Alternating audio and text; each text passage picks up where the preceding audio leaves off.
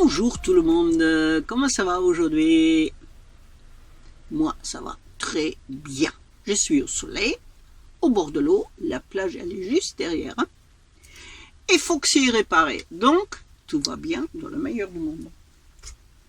Bon allez, je vais vous raconter un peu cette histoire de la panne de Foxy et de mes misères depuis le 24 septembre.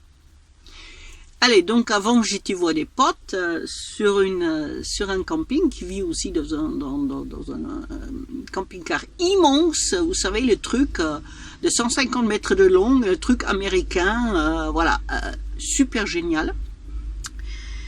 Et je suis partie de chez eux, j'ai fait quelques kilomètres, j'ai fait un spot, j'ai fait un deuxième spot, et puis je suis arrivée sur une île.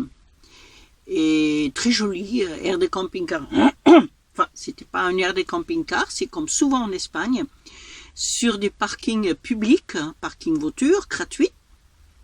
Il y a quelques places réservées pour les camping-cars. Mais en règle générale, c'est assez bien respecté aussi par les automobilistes. Donc voilà, j'arrive là, super nickel, parfait. Même si la météo c'était pas si parfait que ça, mais bon, après tout, on est fin septembre, maintenant début octobre. Et puis le lendemain, je suis reparti, aucun souci, je pars, je vois une station essence à un prix imbattable, 1,17 €. Ça, c'est même pour l'Espagne, c'est très bas prix, parce que même en Espagne, maintenant, ils ont monté à 1,25, 1,28, 1,30, 1,32, même plus cher. Alors donc, vite fait, arrêtez, fait le plein, et bien quand je voulais démarrer, et bien la clé ne tournait plus. Mais absolument pas du tout. Complètement bloqué de chez bloqué. Et voilà, on a tout gagné. Et bien évidemment, j'étais arrêté à la pompe. Et je bloquais une place.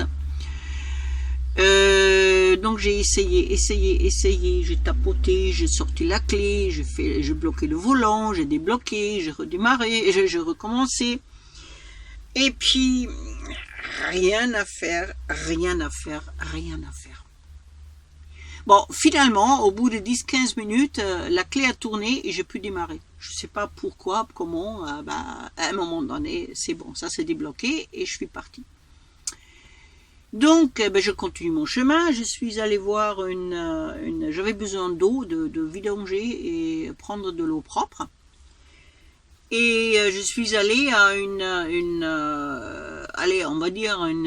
aire de service où il y a vraiment que l'emplacement pour vidanger et pour prendre de l'eau et rien d'autre, pas de parking, rien du tout. Un peu à l'extérieur d'un petit village, au milieu de vignes. Et je fais mon vidange, impeccable, je voulais prendre de l'eau propre, et deux robinets et les deux fermés. Il n'y avait personne, en fait c'est assez marrant, moi je trouve l'idée super bien, c'est juste à côté d'une station d'épurement d'eau.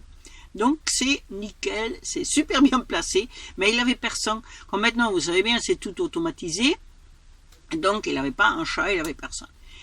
Et je me suis dit, mais ok, un autre pas très loin, je vais aller là-bas. Sauf que là, il n'y avait plus rien. La clé a tourné, j'avais tous les petits témoins qui s'allumaient, impeccable, mais la clé ne tournait pas jusqu'à fond pour démarrer le moteur. D'accord, ok, batterie. Non, batterie est bonne parce que j'ai le panneau de contrôle qui me dit à combien elle est chargée la batterie. Donc ça c'est bon.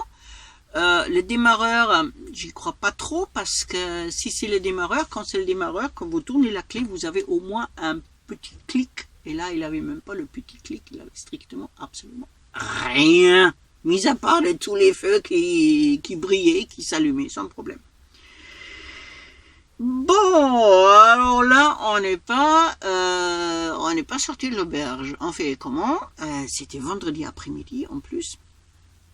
Et un autre camping-car qui arrive, espagnol, avec un couple, donc je lui ai expliqué pourquoi je ne peux pas partir, parce que je suis bloqué, ainsi de suite. Bon, il m'a dit c'est la batterie, mais je dis mais non, la batterie, j'y crois pas trop, parce que la batterie, elle est bonne.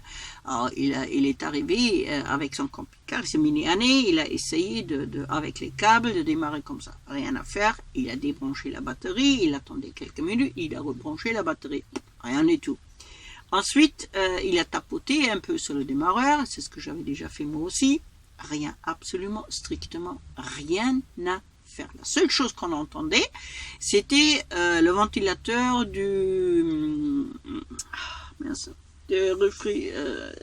pour l'eau, pour refroidir l'eau, voilà.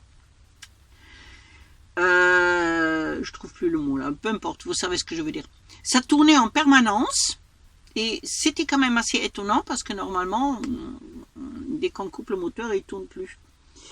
Le radiateur, voilà.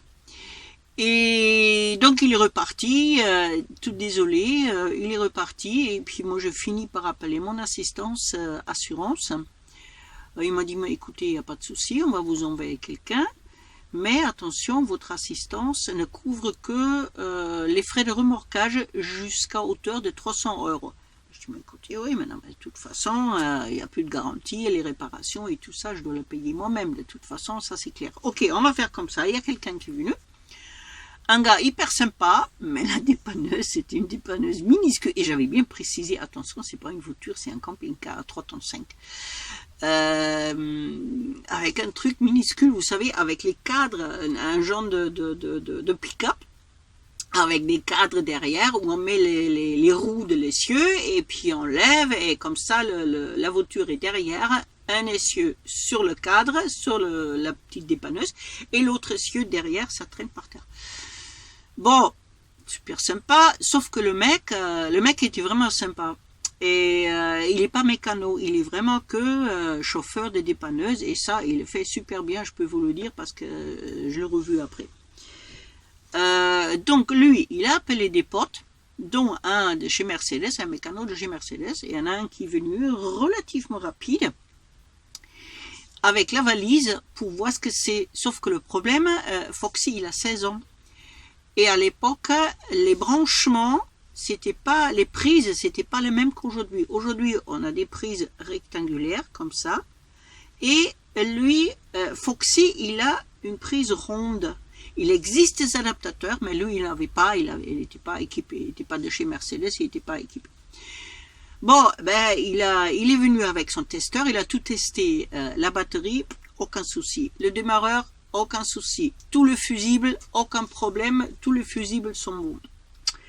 Et finalement, il a confirmé l'idée que j'avais déjà moi-même, c'est qu'à l'intérieur de la serrure de démarrage, il y a un aimant, et cet aimant, il est alimenté électriquement, bien évidemment, il faut du courant pour le bloquer et débloquer, voilà. Et j'avais l'impression que ça vient de là. C'était juste une idée comme ça.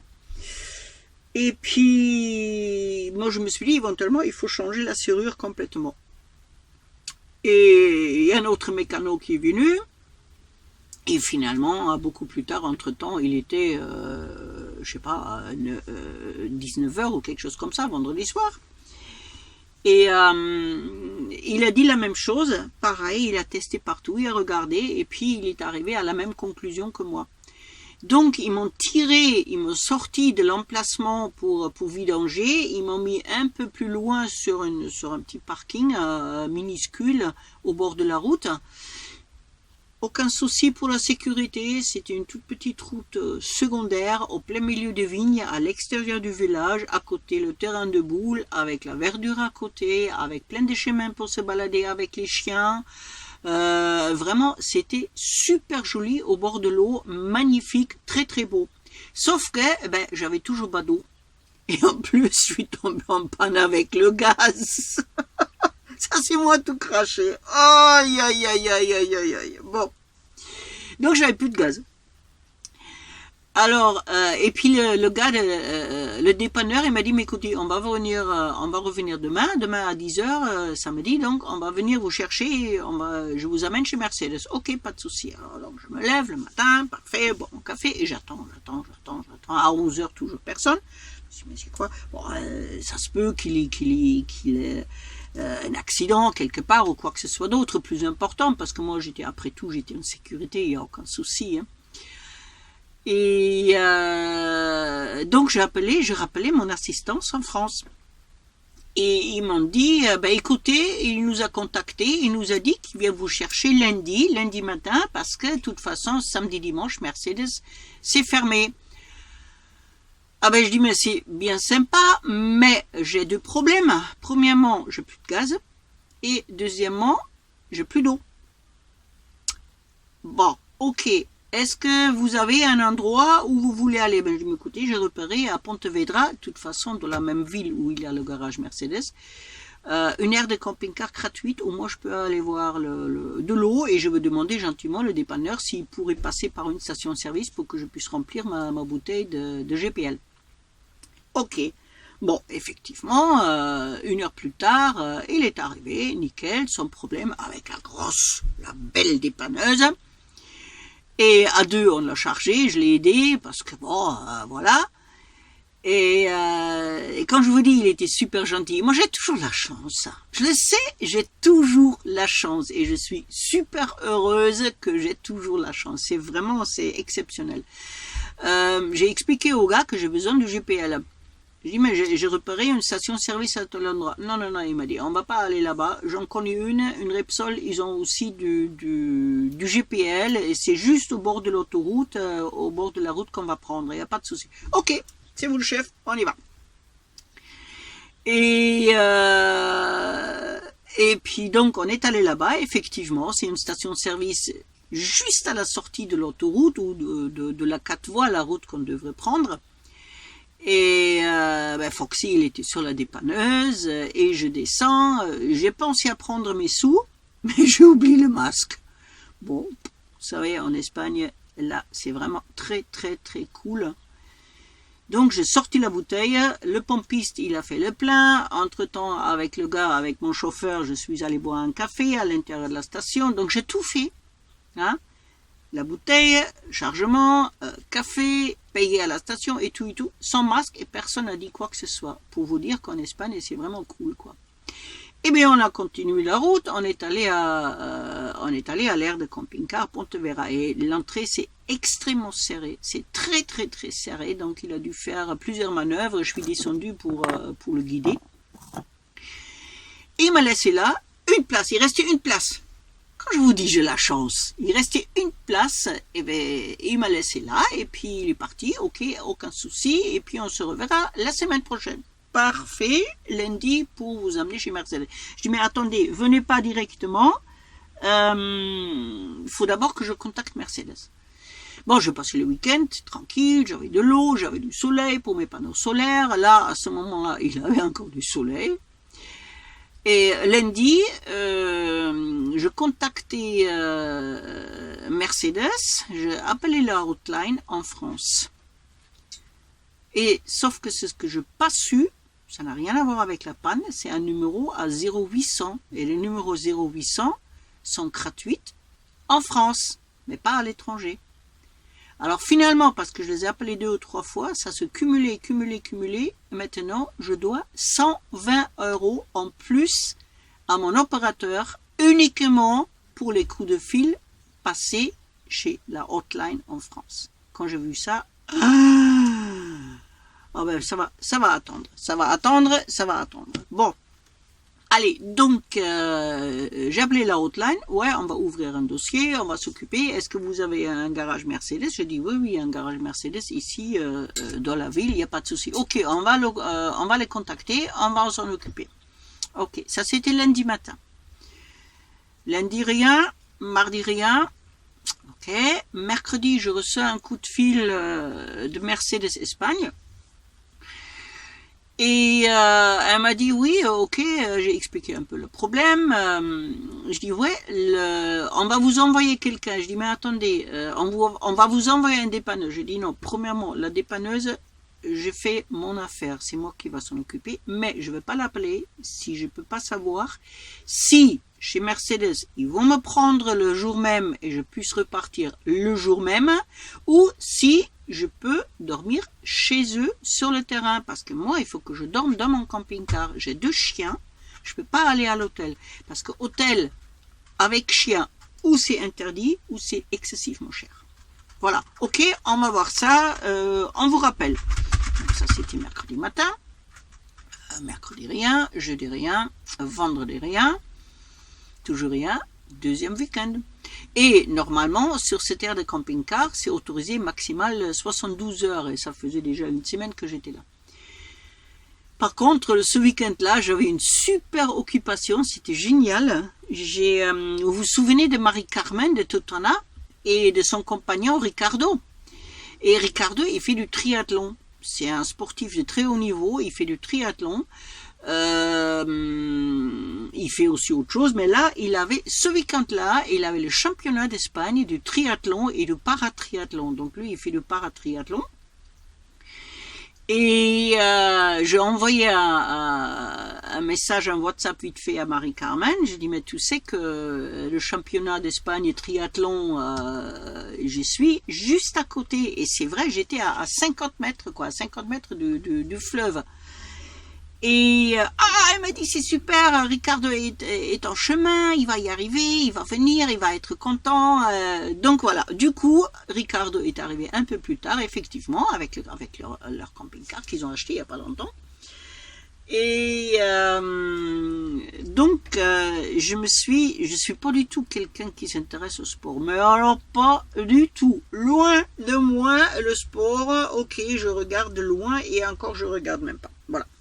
Mais là, c'était tellement prenant, c'était tellement adrénaline, plein d'émotions et des choses comme ça. Je me suis laissé prendre au jeu. Donc, Ricardo, on a papoté un peu vendredi soir, il m'a tout expliqué. Il est venu avec un pote, pareil, lui handicapé comme lui aussi. Et samedi, il s'est entraîné. Samedi, il avait championnat des jeunes. Et dimanche, il avait championnat des seniors et des handicapés. Donc, ça s'appelle paratriathlon. Paratriathlon. Et les tout petits. Donc dimanche, j'étais en plein dedans, mais vraiment en plein dedans. J'ai suivi partout. Et en plus, il n'a pas eu la chance. Vous savez, triathlon, c'est natation, c'est vélo et course. Donc il est sorti, après la natation, il est sorti premier de l'eau, mais de loin, avec une distance, il les avait tous laissés derrière lui. Et j'étais un peu plus loin. Je ne voyais pas arriver, je ne voyais pas. Il y a toutes les autres qui ont passé, je ne le voyais pas arriver. C'est qu'en fait, comme il a qu'une jambe, il a une chaussure qui se fixe directement sur la pédale. Alors maintenant, je ne sais pas, est-ce que c'est pour tous les vélos de course, est-ce que c'est comme ça? Je n'ai aucune idée. Toujours est-il, la chaussure avait disparu. Mais alors complètement disparu. Et comme il fait du vélo qu'avec une seule jambe, l'autre il met pas la prothèse pour faire du vélo, parce qu'il met pas la prothèse pour faire la natation, il va avec les béquilles, donc il fait du vélo avec une seule jambe, et il remet la prothèse uniquement pour la course. Et purée, et je le voyais arriver, comme avec la trottinette, vous voyez, comme avec une seule jambe, quand vous poussez un côté, ça remonte l'autre côté, et quand vous poussez à droite, mais ça remonte à gauche. Sauf que comme il n'a pas la jambe droite, il n'a que la jambe gauche, donc vous imaginez un peu la difficulté. Oh, je me suis dit, merde. Et bien, figurez-vous, il a fini deuxième. Il est extrêmement fort, ce gars. Il est super doué, il est super entraîné, et il a quand même 54 ans déjà, hein. Donc voilà, pour fermer la parenthèse de mon week-end, c'était génial, vraiment super. Et donc, je me suis dit lundi maintenant, ça suffit, ça fait 10 jours que je suis ici, j'ai assez attendu. Donc, j'ai appelé moi-même la dépanneuse. Je dis maintenant, vous m'emmenez chez Mercedes et on verra une fois sur place. Alors, j'avais appelé la hotline Mercedes France. Ah, ils m'ont dit, mais nous, on a clôturé le dossier, on n'a pas eu de nouvelles, on a essayé de vous contacter, ça ne répondait pas. Je n'ai pas reçu ni de coup de fil, ni de message, ni quoi que ce soit. Ok, on va ouvrir un nouveau dossier, on vous envoie la dépanneuse. J'ai dit non, faites rien, maintenant, je m'en occupe moi-même. Je vais appeler la dépanneuse, je vais aller chez Mercedes, je vais régler le problème moi-même. Ok.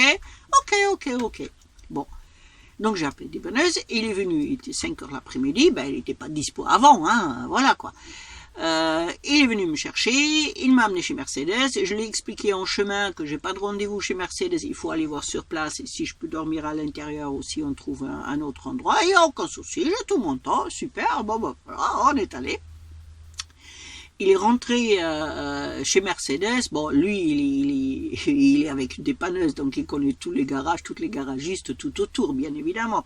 Il est rentré dans la cour et puis, je commençais à négocier. Et bien évidemment, à l'intérieur, je ne peux pas dormir. Je l'ai expliqué, je peux pas. Il faut que je dorme dans mon camping-car. J'ai pas les moyens de me payer un hôtel extrêmement cher et je peux pas aller nulle part dans un autre hôtel avec mes chiens. Donc, il faut que je dorme dans mon camping-car. Maintenant, à l'intérieur de chez vous, c'est pas possible, aucun souci. Il va falloir trouver un truc pas très loin d'ici pour que vous non plus, demain, vous n'aurez pas très loin pour venir. Ah oui, ok, on va trouver. Effectivement, ils ont trouvé à 150 mètres plus loin, c'est un endroit que j'avais déjà reparé. Un petit, je sais pas, un morceau de terrain, quoi, un morceau de terrain vide, vague, avec du sable, avec la terre. Et le gars il m'a dit mais vous allez là et puis demain tu vas là, demain on va venir là-bas dans la journée. Ok, parfait. Donc dépanneur il m'a amené là. J'ai payé. Parce que les 300 € de l'assistance, je les avais déjà un peu dépassés. Avec le vendredi soir et le samedi, la course entre le village, où j'ai quand même une trentaine de kilomètres de Pontevedra. Et il fallait qu'il va là-bas et qu'il revienne à Pontevedra, quoi. Parce que lui, il est de Pontevedra. Et puis, donc, il m'a posé là, aucun souci. Entre-temps, il était, 6h30, 7h le soir, 7h le soir. Et demain, ok. Donc là, c'était lundi. Mardi, ils sont venus vers midi et demi, midi et demi à peu près. Il y a un jeune qui est venu avec la valise. Il a essayé de brancher, ça marchait pas, je sais pas pourquoi, mais il m'a expliqué. Mais comme lui, il parle avec l'accent d'ici, donc j'ai compris que la moitié de ce qu'il disait encore. Et il est reparti, il est venu avec un autre ordinateur, il a rebranché, ok, ça marche. Il a réussi à démarrer le moteur. Ah, déjà bien, donc ça ne peut pas être si grave que ça. Et il m'a dit, mais tu rentres chez nous, par contre, là maintenant, il est presque 2h, on va aller manger et on verra tout à l'heure. Aucun souci. Alors, je suis rentré chez eux dans la cour. Surtout ne pas couper le moteur, ça j'avais compris, surtout ne pas couper le moteur. Donc, à 2h, tout le monde est parti manger, ils sont revenus à 3h. Et il est revenu 10 minutes plus tard avec son ordinateur, il a branché, il a essayé les fusibles, il a essayé plein de choses, et tac. Ça durait, je sais pas, même pas 1 heure, une demi-heure peut-être, ou 3/4 d'heure, ou quelque chose comme ça. Ah, il m'a dit, j'ai trouvé le relais. Un seul relais. Ouh. Purée, j'ai failli pleurer de bonheur. Aïe. Tout petit truc, quoi, minuscule. Il m'a dit, mais écoute, je vais aller voir si on a, sinon je vais prendre la voiture, je vais le chercher vite fait, et puis on va le changer, et puis tu repars. Ok, il est parti, il est revenu 10 minutes plus tard, il a trouvé, il a changé, le moteur démarre, tout est réparé. Ah, vous imaginez le bonheur, enfin. Bon, et bien, j'ai calculé dans ma tête, parce que je savais qu'ils ont un taux horaire de 79 € TTC, et ils prennent déjà 95 € à rien que pour faire le diagnostic avec l'ordinateur. Je me suis dit, ok, il a travaillé 1h30, 2h, 1h30 ça compte pas, il compte toujours 1 heure pleine, plus les 95 €, plus ça, ben j'ai compté à environ 350-400 €, quelque chose comme ça, plus les 160 € que j'avais déjà payé pour la dépanneuse la veille. Eh bien non. Et bien non, au départ, j'ai regardé un peu parce que c'est pas le mécano, c'est un des responsables qui a fait, qui s'est occupé de mon cas, qui a fait la facture. Il m'a dit, mais attends, je vais te faire la facture.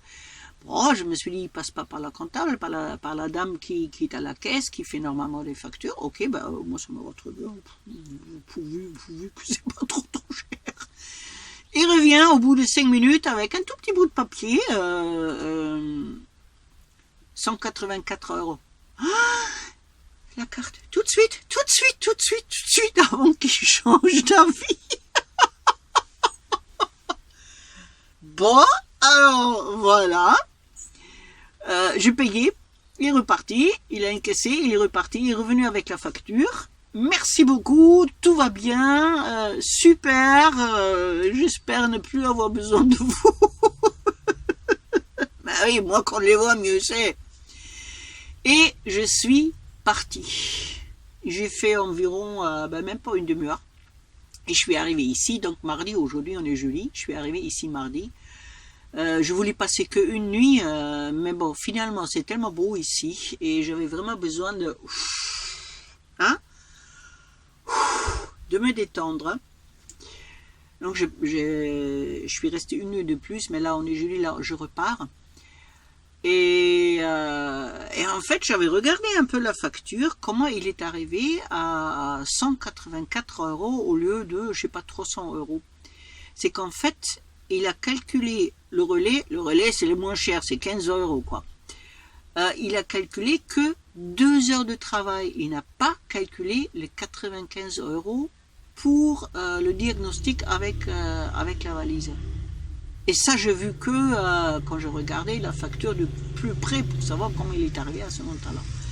Et maintenant, j'ai aussi compris pourquoi il ne voulait pas passer par la dame qui s'occupe normalement de la comptabilité. Pourquoi c'est lui qui voulait faire la facture. Génial. Alors, si jamais vous avez un problème avec un Mercedes et vous êtes dans le coin, allez chez Mercedes, Pontevedra, Lousao, il me semble qu'il s'appelle Lousao, Pontevedra, ils sont adorables, vraiment génial, super sympa, ils vous aident, ils vous trouvent des solutions, c'est vraiment génial. Voilà mes misères depuis le 24 septembre. Maintenant, j'y vais bien, tout va bien, Foxy roule, je suis au soleil, j'ai plus de gaz. Sinon, je serais resté encore un jour de plus. Mais là, il faut vraiment que je parte, et puis hier soir, j'ai plus de gaz. Alors, voilà. Faut y aller. Maintenant, direction Vigo pour le gaz. Et ensuite, direction Portugal. Je ne sais pas si je vais passer la frontière aujourd'hui ou non. Il y a un des abonnés qui m'a dit, qui a la famille ici dans le coin, il m'a dit, mais où tu passes par Ourense, c'est très joli à voir avec les termes chaudes, ou tu longes la côte et tu passes par Aguarda, c'est très joli aussi. Hier, je ne savais pas encore par où je vais passer parce qu'après, je passe direction est pour aller à Chaves pour faire la Nationale 2 et le kilomètre 0 de la Nationale 2, c'est à Chaves. Donc, finalement, je vais passer par la côte, je vais longer la côte au sud du Vigo jusqu'à Aguarda et puis je verrai bien si je passe la frontière aujourd'hui ou non. Bon, allez. Assez parlé, mes lunettes sont où? J'en suis à combien là? Je n'ai même pas... ah si, 29 minutes, une demi-heure, purée. Je suis suppose que vous avez décroché depuis longtemps déjà. Alors, pour prouver que vous n'avez pas décroché, vous allez me mettre, s'il vous plaît, vous m'avez supporté jusqu'à la fin, c'est un exploit. Moi, je trouve ça génial. Merci beaucoup pour ceux qui sont toujours là. Mettez-moi dans les commentaires un petit émoticône, je sais pas, une bouteille de champagne ou des verres de champagne ou quelque chose comme ça. Ça sera sympa. Allez, je vous souhaite que des bonnes choses. Moi, je suis heureuse comme tout. C'est beaucoup moins cher. Bon, ça durait un certain temps, mais c'est pas grave. Le temps, c'est pas ça qui me manque. Le temps, j'en ai. Mon prochain rendez-vous, c'est le 24 novembre à Mazaron, à la plage, avec Mario, mon mécano, parce que c'est son anniversaire. Voilà. Allez, je vous souhaite que des bonnes choses. Portez-vous bien, faites attention à vous. Et puis, je vous souhaite du soleil. Je vous souhaite, et ben voilà, tout. Allez, à bientôt. Ciao, ciao, je vous embrasse.